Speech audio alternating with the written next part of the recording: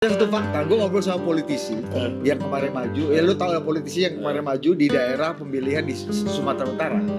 Basisnya merah dan basisnya ya dulu Ganjar bertahun-tahun di situ tinggi. Dulu Pak Jokowi selalu menang. Tapi yang menang kemudian Prabowo Gibran. Agak aneh, anomali. Kenapa? Ketika ditanya satu dua gitu ke teman-teman yang umumnya beragama Kristen di sana, Pak Jokowi ini hebat. Dia sampai mengorbankan anaknya. Itu kan. Ya. Kalau seorang Jokowi saja dianggap oleh pribadi Pak Prabowo besar, mengajak beliau dulu yang kompetitornya untuk bergabung. Dua orang kompetitornya loh, Pak Prabowo sama Bang Sandi bergabung. Bagi Pak Prabowo betapa besarnya hati Jokowi, pengalaman dari beliau. Beliau juga mau dong sebagai pemimpin negara ini Punya legacy itu ya. dulu gua yang merespek Jokowi karena ngajak gua. Nah lu bayangin sekarang beliau yang terpilih jadi presiden, pasti gue juga ingin dianggap jadi pemimpin yang punya jiwa besar, mengesampingkan perbedaan, punya panggilan kesayangan. Boleh. Ya gue agak refleks aja tadi. Tapi ada yang sinis, bro. Soal Pak D. Sampai ada yang bilang, mumpung kemarin kan kita baru merayakan Lebaran Haji kan. Lebaran Haji kan kisah tentang Nabi Ibrahim mengorbankan anaknya demi kepentingan yang lebih suci. Sekarang orang-orang yang sinis bilang, loh tapi ada juga yang mengorbankan kepentingan publik untuk kepentingan anaknya. Tapi terlalu, nah ini kan soal ide. Itu kan bagian yang sinis. Yang sinis, Bagian pendukungnya setuju. Mungkin dia tahu ini moral dilema. Tapi karena mungkin sudah beristihad, ini nggak bisa, ini harus dilanjutkan. Makanya Jokowi Junior mesti melanjutkan. Ada satu fakta, gue ngobrol sama politisi yang kemarin maju. Ya lu tahu lah politisi yang kemarin maju di daerah pemilihan di Sumatera Utara. Basisnya merah dan basisnya ya dulu Ganjar bertahun-tahun di situ tinggi. Dulu Pak Jokowi selalu menang. Tapi yang menang kemudian Prabowo Gibran. Agak aneh, anomali. Kenapa? Ketika ditanya satu dua gitu ke teman-teman yang umumnya beragama Kristen di sana, Pak Jokowi ini hebat. Dia sampai mengorbankan anaknya. Itu kan. Perspektifnya ya.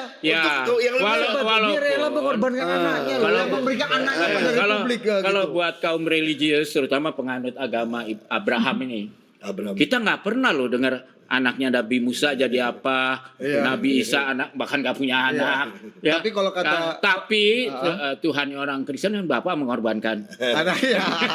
Salib. Mas gue balik bro. Balik Big tadi ya. push, Big push tadi gini. Jadi mas gue, oke, itu kan yang gue lihat bahwa dia dengan pengalamannya di Solo, Jakarta, bahwa nggak bisa dia fokus di situ. Ya. Nah, itu big pushnya big Jokowi. pushnya dia. Meskipun tidak bukan, dia nggak pernah bilang big push. Dia nggak pernah mau menyebut dirinya big push. Nah, dia kalau perlu yang berteori. gue pahamin dari Pak Dewo, Pokoknya kerja aja ya. Iya kan, bahwa beliau selalu itu kan ada big push teori.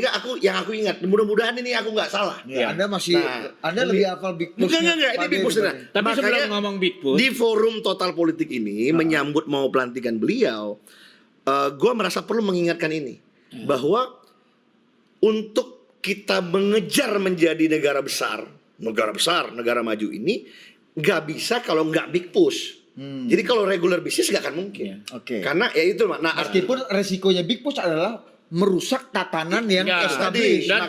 dan bisa pushnya salah ke tempat yang mana kan? Exactly. Nah, makanya, misalnya bisa jadi IKN, kita nggak tahu itu push yang benar atau salah. Ya, tapi menurutku kan minggu kemarin beliau nulis di Newsweek. Beliau udah nulis di Newsweek apa yang akan beliau lakukan. Nah, itu kan pendetailan penerjemahan dari push. Nah, memang di tulisan Newsweek itu nggak ada single word about IKN. Nah, mungkin dia punya nama saya bahwa mungkin ini para jemaah Total Politik ya. Mas Topo sekalian. Kenapa jadi spiritual kita pakai jamaah ini? Mas Topo, masyarakat Total Politik. Mari sama-sama kita, kan ini yang menonton penggemar politik, bahwa Pak Bowo ini punya pemikiran tentang big push teori. Nah, untuk tapi menciptakan kita menjadi negara maju. Dan beliau jenis yang agak berbeda menurut saya leadershipnya dengan Pak Jokowi. Pak Jokowi kan pragmatik, mungkin ya nggak ada dasar-dasar teorinya. Kalau Pak Bowo itu ada dasar teorinya. Menurut saya ya, karena memang dia pembaca buku, dia kalau tadi yang disampaikan ada naskah akademisnya ya.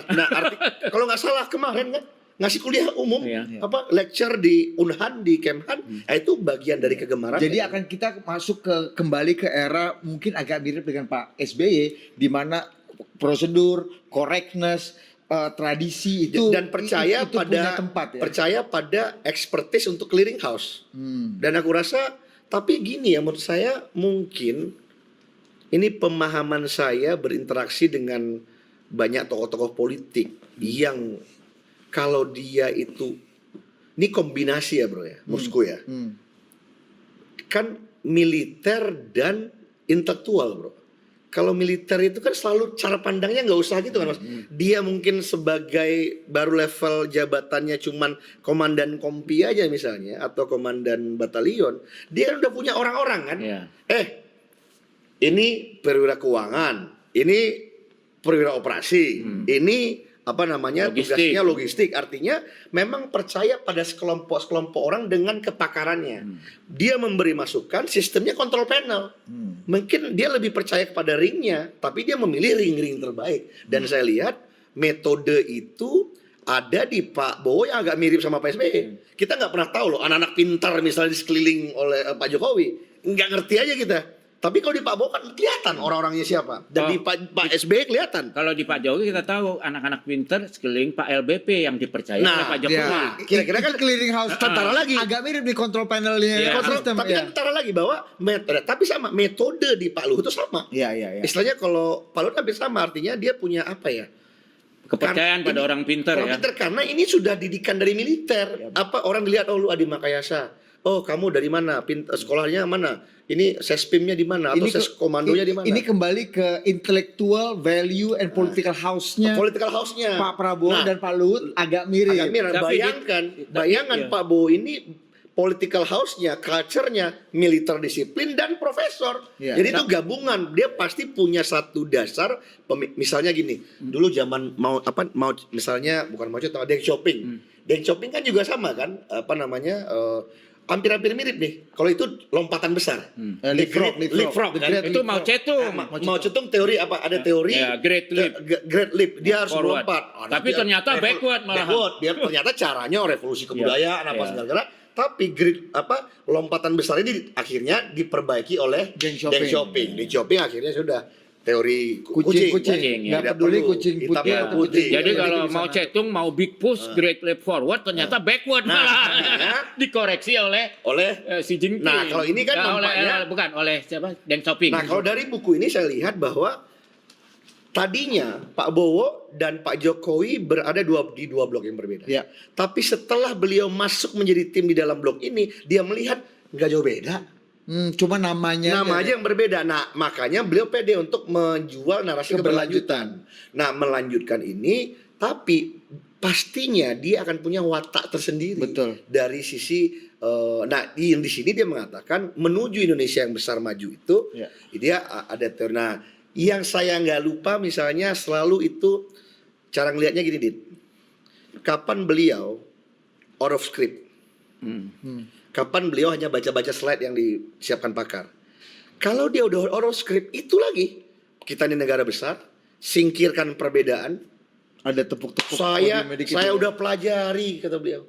Negara-negara yang maju-maju besar ini, nggak ada kalau dia elitnya berantem dia nggak bisa kayak gitu loh. Elitnya mesti rukun. Artinya, menurut saya itu juga akan menjadi bagian equation daripada politik beliau ke depan. Dan 5 tahun bersama Jokowi menjadi big push dan leapfrog juga buat Pak Prabowo menjadi. Lihat kan, berarti ini paradigma baru ya. Menurut saya, cuman kan itu ya artinya yang kedua dalam melakukan bikus berarti kerukunan elit. Jadi dia mengenyampingkan perbedaan. Mungkin itu yang saya lihat dan saya baca bahwa kalau seorang Jokowi saja dianggap oleh pribadi Pak Prabowo besar, mengajak beliau dulu yang kompetitornya untuk bergabung. 2 orang kompetitornya loh, Pak Prabowo sama Bang Sandi bergabung. Bagi Pak Prabowo betapa besarnya hati Jokowi, pengalaman beliau.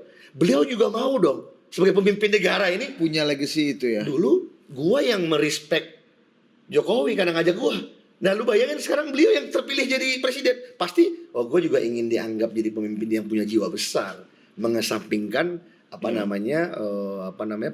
Dan lu yakin Pak Prabowo punya hal sentimental seperti itu. Nah ini yang kalau memang orang itu levelnya masih politik kekuasaan, politik gua menang, gua berjuang, gua dapat apa, nggak masuk. Tapi kalau udah politik negara menuju big push tadi, ini memang hal kecil.